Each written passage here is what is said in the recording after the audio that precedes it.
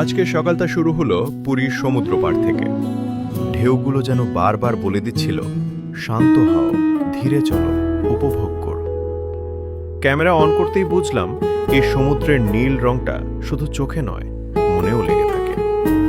হাঁটতে হাঁটতে চারদিকে দেখি ভিজে বালি, দৌড়ে যাওয়া ঢেউ আর এক অদ্ভুত শান্তি, যা শুধু পুরীর সমুদ্রেই পাওয়া যায়। এভাবেই ধীরে ধীরে যাত্রা এগোচ্ছে জগন্নাথ ধামের দিকে, যেখানে প্রতিটি ভক্তি শ্বাসে মিলেমিশে আছে হাজার বছরের ইতিহাস।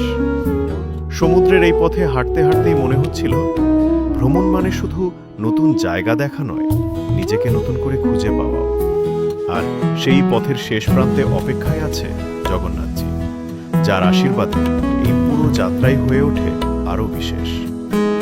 পুরীর ঢেউ, পুরীর বাতাস আর জগন্নাথ ধাম, তিনটেই যেন আজ একসঙ্গে আমার দিনের গল্প